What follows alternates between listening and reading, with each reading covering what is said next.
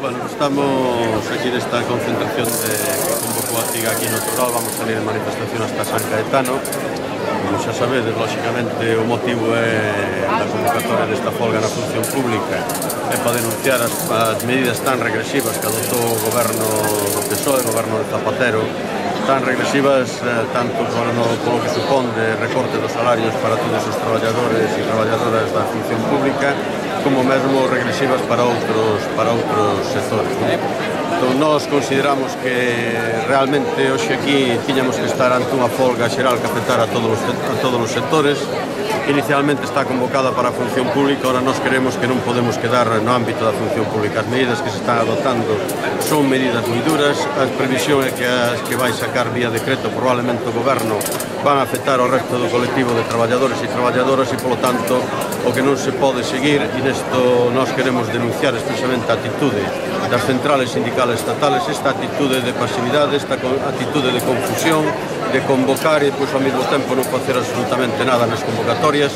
Parécenos que non podemos permanecer nesta política a defensiva.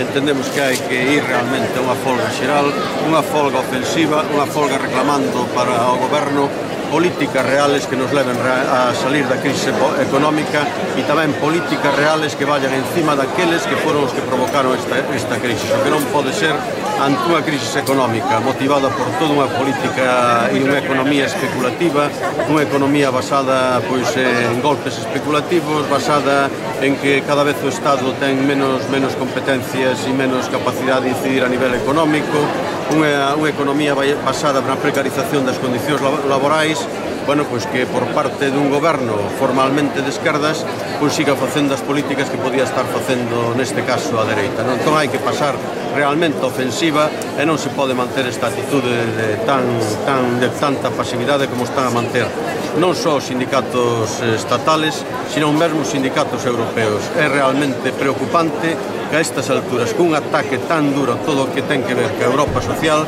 a Confederación Europea de Sindicatos este nunha total e absoluta pasividade. Isto hai que modificalo, ou pasamos realmente o sindicalismo á movilización e á toma de conciencia por parte da xente de que aquí ou se moviliza ou reivindica, ou senón vais intentar salir a aquel da crise a base de precarizar as condicións laborais e, polo tanto, que paguemos aqueles que non temos culpa absolutamente ninguna. Entón, eu quero, nesse sentido, facer un chamamento de pasar a facer unha folga xeral, pero unha folga de carácter ofensivo para mudar estas políticas económicas e sociales tan regresivas. Que teña finalmente isto, eu creo que está influindo dous ou tres factores, non?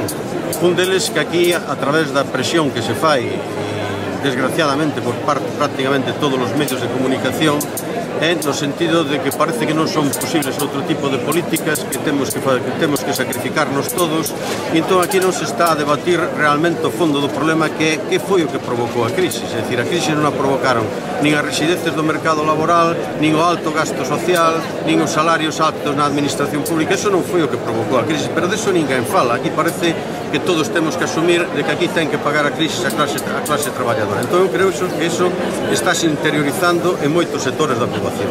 E pois eu creo que hai outro factor tamén que está incidindo decisivamente en todo isto, e a confusión que se está a xenerar por parte das centrales sindicales estatales. Non podes estar permanentemente transmitindo a idea de que nas mesas do diálogo social en Madrid realmente se están negociando cousas que podan supor salidas reales á crise, cando eso non é certo. Sabemos que eso non é certo, e mellor o saben eles que están aí presentes.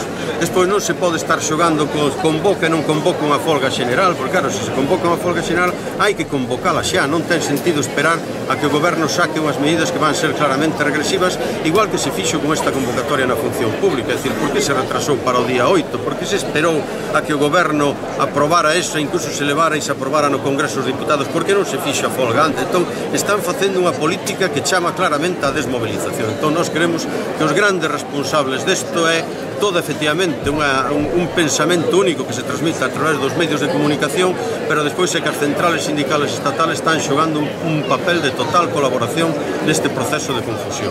Non hai entón caldo de cultivo para unha folga xeral? Nós creemos que sí, que hai caldo de ambiente, cultivo para a folga. Decir, apoio por parte dos traballadores eu creo que se realmente aquí se convocase, decir, se hoxe en vez de estar falando dunha folga na función pública estuvésemos falando dunha folga xeral en todos os sectores, a resposta mesmo nos traballadores e traballadoras da función pública sería moito maior. Eu teño ese firme convencimento, pasa que hai que convocala dunha vez e hai que ser claros nos obxectivos que se persigue da mesma. O que non se pode facer convocatorias a través dos medios de comunicación para cubrir o expediente e por non facer nada, porque iso carece totalmente de rigor, de seriedade e único leva a frustración.